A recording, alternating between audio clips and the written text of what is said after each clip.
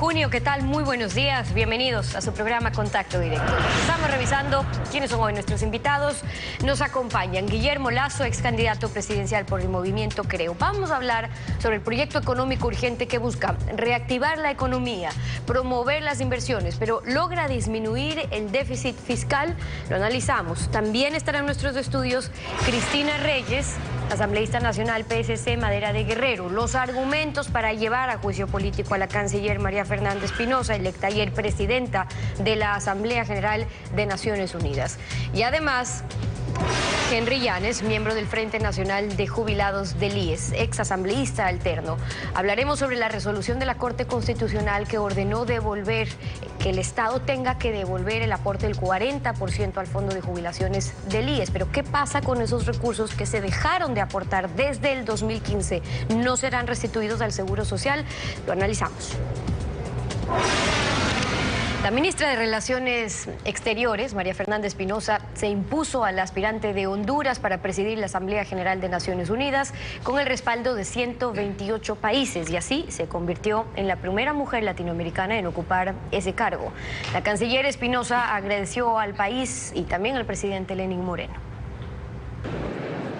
La sesión de la Asamblea General de las Naciones Unidas en Nueva York, Estados Unidos, se instaló a las 9 de la mañana de este martes, tras confirmar la presencia de los 190 delegados de países miembros y de las candidatas a la presidencia de la Asamblea General, María Fernanda Espinosa, canciller de Ecuador, y María Isabel Flores Flake, de Honduras. Luego de recibir las papeletas con las nominaciones, se realizó el voto secreto y tras el sufragio se dio un receso de 15 minutos para el conteo.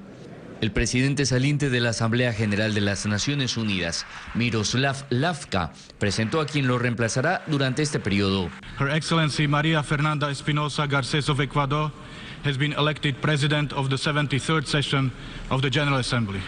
Con 128 votos, la canciller ecuatoriana María Fernanda Espinosa ganó las elecciones, mientras que la candidata por Honduras consiguió 62.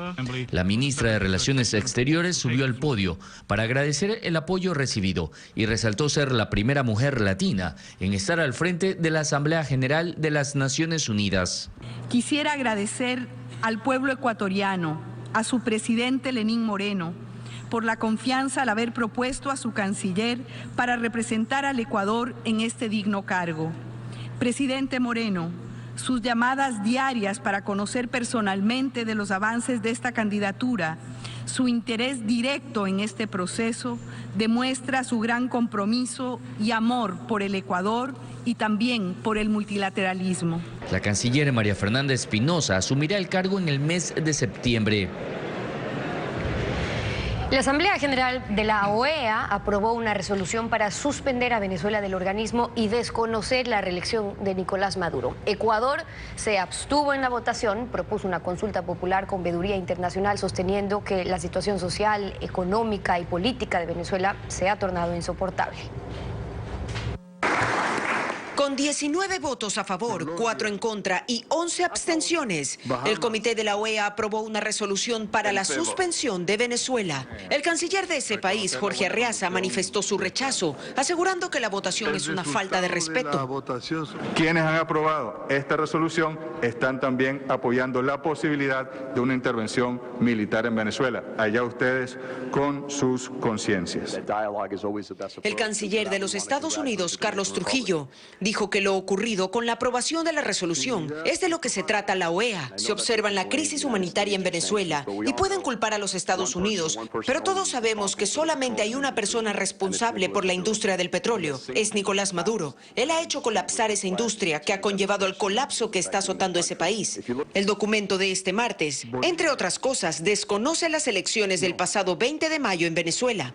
El presidente Lenín Moreno, a través de su cuenta de Twitter, propuso una salida democrática mediante la convocatoria a una consulta popular que refrende o no la reelección del presidente Nicolás Maduro. Esta consulta deberá brindar garantías de transparencia y participación a todos los venezolanos, sin exclusión alguna, y al realizarse con total apertura a la observación de todos los partidos políticos, de la sociedad civil organizada y de organismos internacionales especializados como la OEA.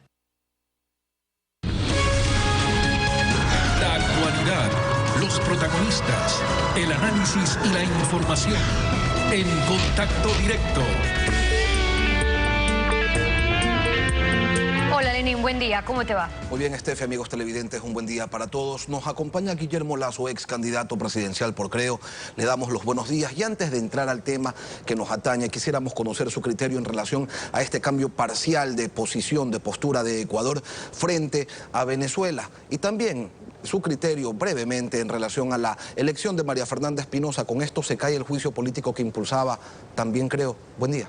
Muy buenos días, Lenin. Con relación al tema de la OEA, yo creo que es un avance por parte de Ecuador, porque si bien se abstuvo, propone, y de manera implícita al proponer una consulta popular, desconoce la legitimidad de las últimas elecciones del 20 de mayo en Venezuela. Creo yo que es un paso hacia adelante al reconocer o al censurar de alguna manera que en Venezuela no se vive en democracia, sino en una dictadura. Con respecto al segundo tema, sí, el juicio político a la ministra de Relaciones Exteriores va a continuar por parte del movimiento Creo.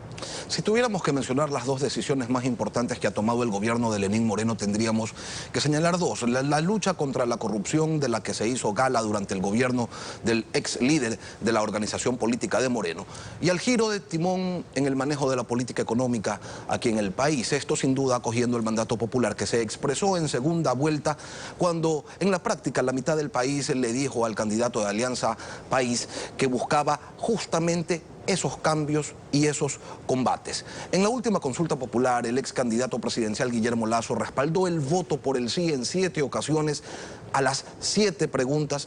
¿Cuántas veces respalda usted ahora el proyecto de ley que presenta el expresidente del Comité Empresarial Ecuatoriano, devenido en ministro de Economía del presidente Moreno? En primer lugar, Lenin, apoyamos la consulta popular porque era nuestra propuesta de nuestra campaña política y prácticamente encontramos en el candidato oficialista la oposición a esa propuesta. Pero en buena hora para el Ecuador, el presidente Moreno acogió la propuesta de Creo e impulsó esa consulta popular. Ahora, hablemos en materia económica. Yo creo que esta es una ley, recientemente presentada en la Asamblea Nacional, es una ley que contiene algunos aspectos positivos, algunos negativos y le faltan algunos otros. Para señalar algunos aspectos positivos, los estímulos a la inversión, especialmente al sector de la construcción de vivienda de interés social.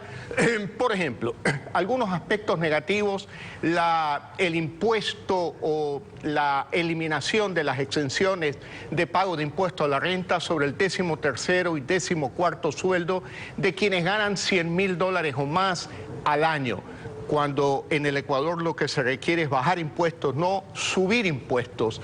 Luego hay una serie de declaraciones positivas respecto al control del déficit y de la deuda, pero son muchas declaraciones y muy pocas precisiones en ese aspecto. Y falta algo fundamental en la ley: estímulos al sector agropecuario, que es el sector que más empleo genera para la economía ecuatoriana. Incentivos al sector productivo para atraer inversiones y generar empleo. Es la fórmula que se plantea desde la teoría y que se proyecta en esta norma.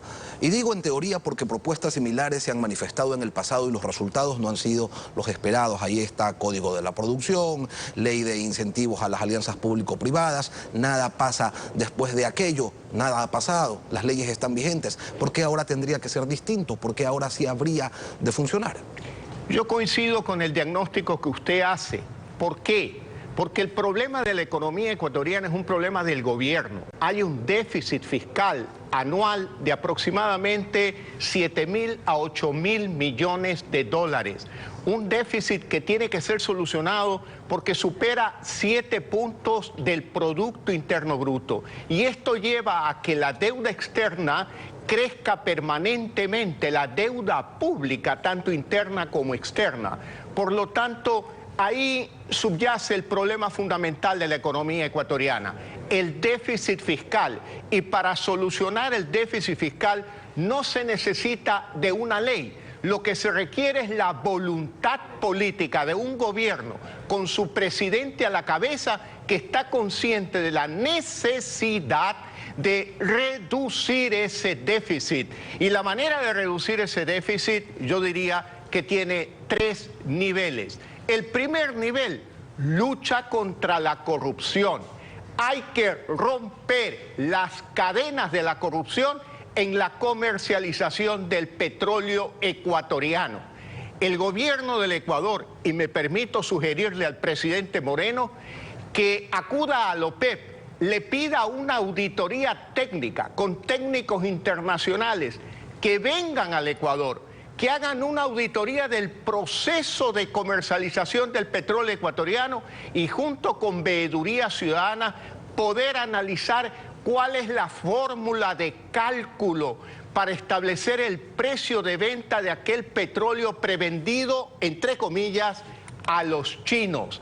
Es necesario romper las cadenas, presidente Moreno, rompa las cadenas de la corrupción en la comercialización del petróleo. Y usted va a encontrar ahí al menos $1.000 millones anuales que le pertenece al pueblo ecuatoriano y que hoy se lo llevan 4 vivos, presidente Moreno. Por lo tanto, ese es un primer nivel, lucha contra la corrupción. ¿El segundo? El segundo nivel, cortar las ineficiencias del Estado. Hay empresas que no tienen sentido que estén en manos del Estado.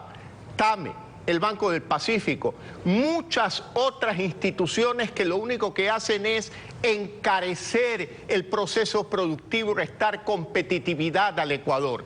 Y luego un gobierno con voluntad política reduce el gasto público, no crea un ministerio para reducir otros organismos del Estado.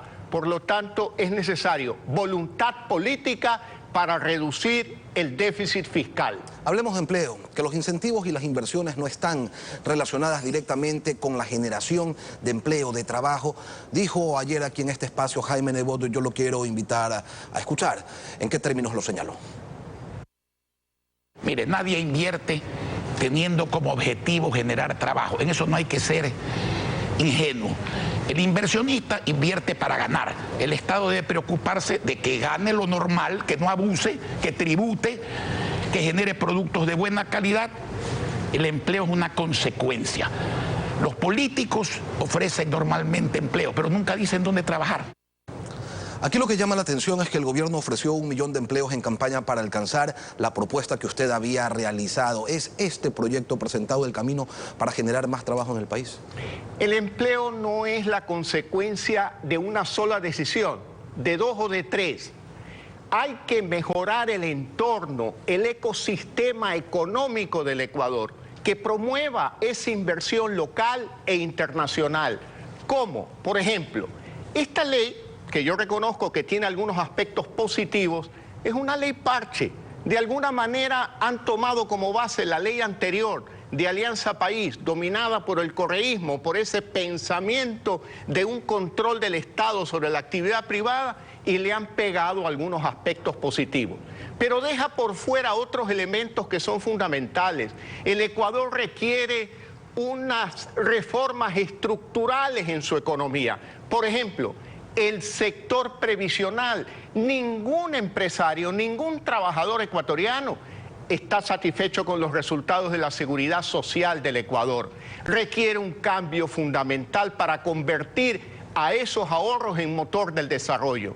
Luego, requerimos una reforma al sector petrolero. El Ecuador tiene recursos petroleros, pero si usted lo quiere explotar para tener más dinero, para pagar la deuda pública, para reducir el déficit, necesita un cambio de regulación de todo el sector petrolero, igual que el sector eléctrico, el sector de las telecomunicaciones. Entonces, no es una sola ley la que va a generar empleo, es todo un conjunto que construye un ecosistema, un sistema económico, un entorno económico, político, legal, que dé seguridad.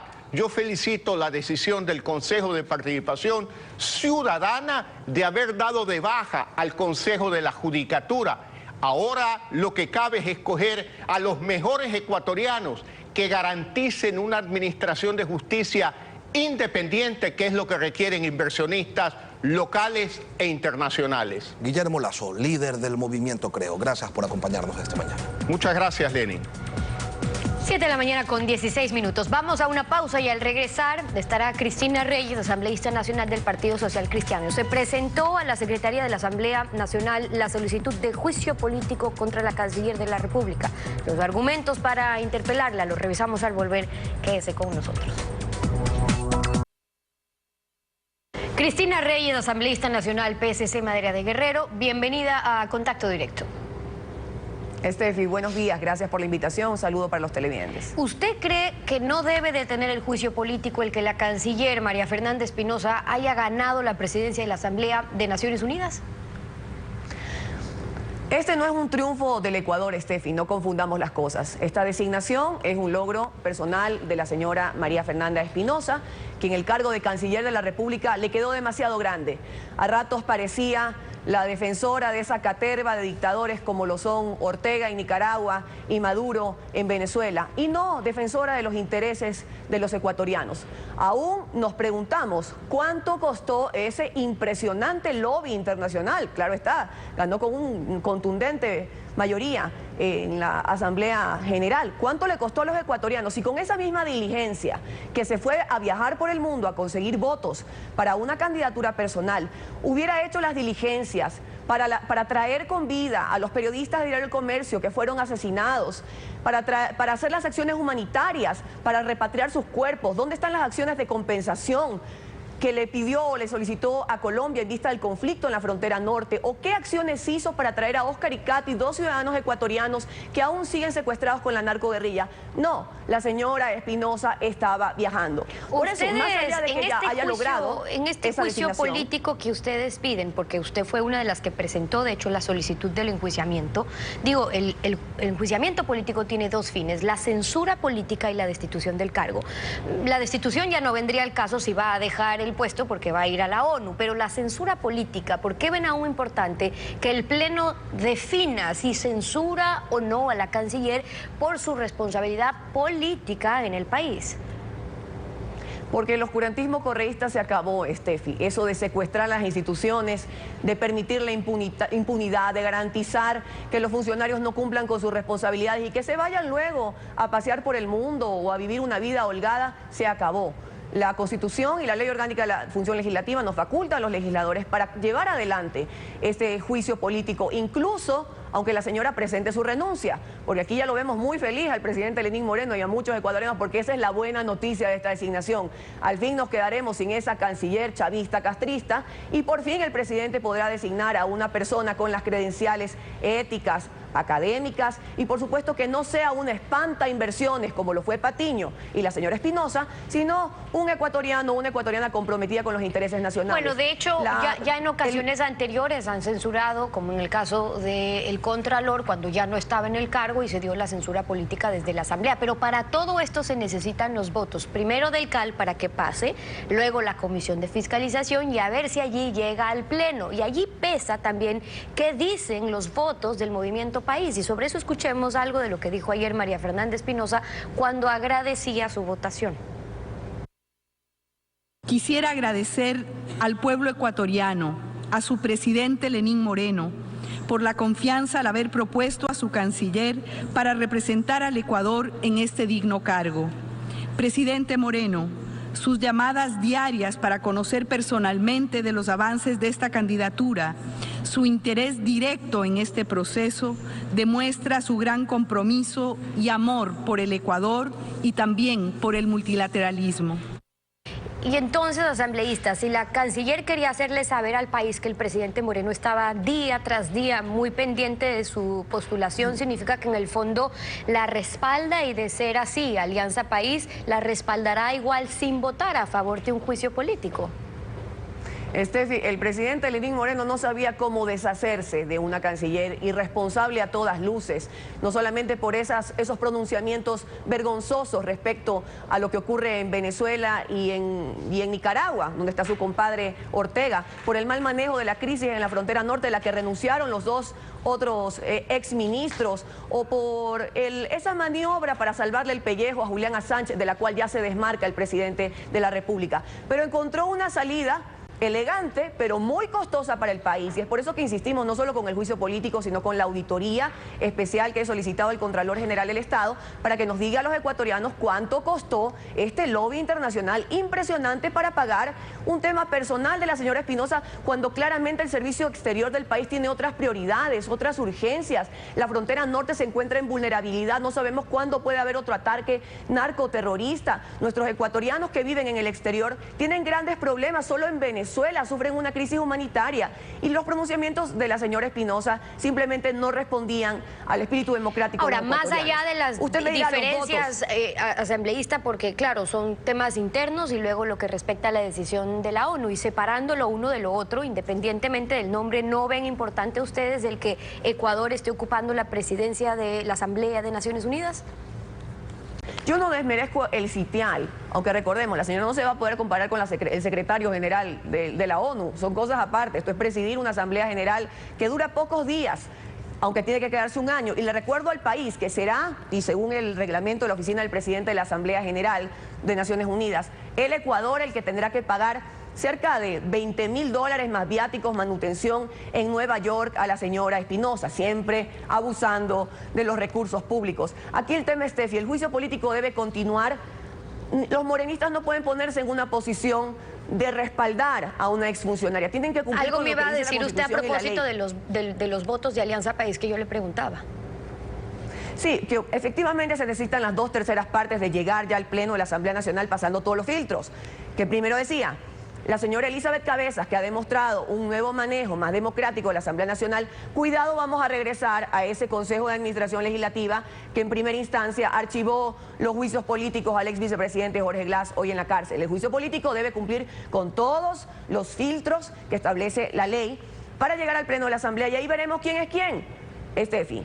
Se necesitan las 2/3 partes, y esto quiere decir que también a lo mejor se requerirá de unos cuantos votos, según pues lo que se ha abordado dentro de los integrantes de la Asamblea Nacional, votos del morenismo. Pero ellos tienen que alinearse con la verdad, con el deber ser, con el cumplimiento de las responsabilidades de los ministros de Estado, y no con espaldarazos ni políticos ni ideológicos, porque el país de Correa se quedó atrás. Y luego, si es que hay las razones suficientes para enjuiciar, o las motivaciones para enjuiciar políticamente a la ministra de Relaciones Exteriores. Y uno de los temas que ustedes incluyen en el texto del pedido de la solicitud del juicio, y es un tema que por cierto le preocupa mucho al país, es lo que pasó con nuestros colegas periodistas secuestrados, pero lo que está pasando también con la pareja secuestrada, de la cual aún no sabemos nada. Entonces, ¿dónde están allí las responsabilidades de la canciller? Efectivamente, si uno analiza la línea del tiempo, desde que secuestraron, mejor dicho, desde que pusieron las bombas en San Lorenzo, Steffi, cuando bombardearon ese retén policial, y luego todas las muertes de nuestros 4 soldados de infantería de marina, luego el secuestro de los periodistas, en toda esa línea de tiempo, la canciller de la República no se apersonó del tema, no hizo las diligencias con su homóloga colombiana canciller, al contrario, viajaba por el mundo promocionando una candidatura, tiene una seria responsabilidad. Ni siquiera ha tenido la cara de ir a la Asamblea Nacional, porque se la convocó al Pleno para dar una explicación a los familiares de los periodistas de Diario El Comercio, a los legisladores sobre todas las acciones que se cumplió desde que el país entró en esta grave crisis del narcoterrorismo. La señora no dio la cara, luego fue un ratito a una reunión en el CAL creyendo que con eso cumple. De ninguna manera. Ella, aunque haya sido designada por la Asamblea General de las Naciones Unidas, el juicio político continúa, el examen especial de auditoría de Contraloría continúa, y tendrá que darle respuestas a los ecuatorianos por el incumplimiento de sus funciones. Ojalá que el presidente de la República ahora sí designe a una persona que atraiga inversiones y no un espante inversiones como Raúl Patiño y María Fernanda Espinosa. Es la posición de la asambleísta Cristina Reyes por PSC Madera de Guerrero, hoy en Contacto Directo. Gracias por haber estado con nosotros. Gracias a usted. 7:31. Vamos a una pausa y al regresar nos espera Henry Llanes, miembro del Frente Nacional de Jubilados del IES. Vamos a hablar sobre los recursos que el Estado no restituirá al IES, sobre ese 40%, y las voces del seguro que aseguran que ya la Seguridad Social debería continuar como prestamista de los gobiernos. Manténgase en nuestra sintonía. Lo revisamos. La Corte Constitucional resolvió el pasado 21 de marzo las demandas de inconstitucionalidad a la Ley de Justicia Laboral y, entre otras cosas, resolvió que el Estado vuelva a financiar el 40% del fondo de jubilaciones, pero desde el 2019. Es decir, el dinero que el Estado dejó de cancelar desde el 2015 hasta la fecha de hoy se ha perdido. Esa platita se perdió. Henry Llanes, miembro del Frente Nacional de Jubilados del IES, buenos días. ¿De cuánto estamos hablando? Buenos días, Lenin. Un cordial saludo para el país. Bueno, desde abril del 2015 a diciembre del año 2018, se proyecta que el IES dejará de recibir 3.500 millones de dólares. Ese dato lo dio el señor Rodas, el doctor Rodas, actual presidente del Consejo Directivo del IES. Él mencionó esa cifra y entonces eso es responsabilidad de la Corte Constitucional, por supuesto también del gobierno de Correa. Mire usted el impacto que tiene una reforma precipitada, irresponsable, como la que impulsó Correa. Es decir, no le importó de llevarlo al filo del abismo al IES. Y claro, el IES, estimado Lenin, tiene actualmente 450.000 afiliados y tiene alrededor de 3 millones de afiliados, y de 450.000 jubilados. Esos 450.000 jubilados para este año requieren un presupuesto de 4.011 millones de dólares y solo tienen un ingreso de alrededor de 2.138 millones de dólares, es decir, cerca del 50% está desfinanciado. Entonces, la irresponsabilidad del gobierno de Correa, de Alianza País y de la Asamblea es haber aprobado esa reforma como lo hicieron. Pero además, en el caso de la Corte, dos cosas. La Corte Constitucional nos da la razón en 2 años, 11 meses. ¿Ya? Es decir, se demoró casi 3 años, ¿no? Y que nosotros hemos puesto la denuncia ante el Consejo de Participación Ciudadana y Control Social. Si la Corte Constitucional, y este es el objeto de la denuncia, si la Corte Constitucional hubiese fallado, como falló en esta vez, en 30 días, o en 60 días, no se hubiese acumulado esta pérdida de 3.500 millones en perjuicio de 3 millones de afiliados y de 450.000 jubilados. Y finalmente, Henry, pero con este fallo de la Corte solo pierden los jubilados, pero ganan los políticos, porque con el fallo se legaliza la metida de mano a los recursos de los pensionistas, y se avala la reforma que introdujo Correa, pero de paso también se beneficia al gobierno de Lenín Moreno, porque resulta que esos 3.500 millones de dólares formaban parte del paquete de la deuda y de un plumazo han sido desaparecidos. Claro, hay dos cosas, Lenin. Primero, la Corte Constitucional, en rigor, tiene un solo papel, un solo rol, referente a la demanda de inconstitucionalidad de un artículo o de varios artículos. ¿Cuál es el papel de la Corte? Es decir, este artículo o varios artículos que han sido declarados de inconstitucionalidad o inconstitucionales, mi deber es decir, ¿son constitucionales o no son constitucionales? Eso nomás. Pero ¿qué sucede? ¿Qué hizo la Corte? Incorporó un concepto, un criterio de modulación. Y si usted Lenin revisa, y si el país revisa desde el artículo 429 al 440 de la Constitución de la República, ese concepto de modulación no existe. Y por lo tanto, la Corte se inventó un concepto y asumió un rol legislativo. Y sucede que eso genera inseguridad jurídica, porque van a decir en el Ecuador, hay una Asamblea Nacional que legisla, pero también hay una Corte Constitucional que legisla. ¿Por qué? Porque dice la Corte Constitucional en su concepto de modulación de que el 40% entre en vigencia a partir del año 2019. No, señores de la Corte, sucede que en la Ley de Seguridad Social el 40% venía desde la ley del 2001, desde el año 1942, pero en la Ley de Seguridad Social se ratificó en el año 2001. Y entonces, si la Corte declaraba la inconstitucionalidad, quiere decir de que nunca hubo interrupción del artículo 237 de la Ley de Seguridad Social, en donde se establece 40% paga el Estado para la pensión jubilar y el 60% pagan los afiliados. Entonces, estimado Lenin, la Corte legisló, y eso es atentar contra el ordenamiento jurídico de esta República y generar inseguridad jurídica. Por eso está mi denuncia y del Frente de Jubilados en el Consejo de Participación Ciudadana como un cuestionamiento a su incumplimiento de funciones. Pero resulta que esos 3.500 millones de dólares no son los únicos recursos que se han perdido gracias a las reformas que se implementó durante el gobierno de Rafael Correa con la intención de fondear al régimen con la plata de los afiliados, con plata ajena. Hay otras reformas. ¿Cuáles son estas y cuáles son los montos? Mire, aquí lo enseño en cámara, aquí está, esto es del Diario del Comercio del jueves 31 de mayo del presente año. ¿Sabe qué dice el señor Rodas? Que hay otro efecto de una reforma atentatoria. Por ejemplo, el presidente Correa en el año 2010 impulsó la reforma a la Ley de la Seguridad Social. ¿Y qué hizo con esa reforma? Violando la Constitución de la República, en el artículo 369, que dice toda prestación tiene que estar debidamente financiada. ¿Qué hizo el presidente Correa? Con el objetivo de captar votos de los jóvenes de 16 años, de los jóvenes de 17 años, de los de 18 años. Dice que el IES, que es con plata de los afiliados, atienda a los hijos de los jubilados sin ningún costo. ¿Qué dice el señor Rodas?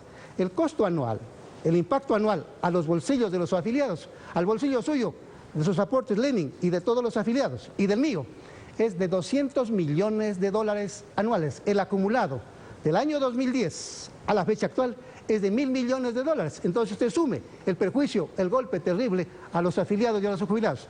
3.500 millones que dejaron de pagar por el 40%, más 1.000 millones por el costo de los hijos de los afiliados. Estamos hablando de 4.500 millones de dólares, más 3.000 millones de dólares que no paga el gobierno de la deuda de salud, que es plata que salió de los bolsillos de los afiliados. Estamos hablando de 7.500 millones de dólares. ¿Sabe que eso equivale a lo que dice el señor Rodas del ahorro que tiene hoy el Seguro Social? ¿Cuánto tiene de ahorro? 7.200 millones de dólares en esta entrevista.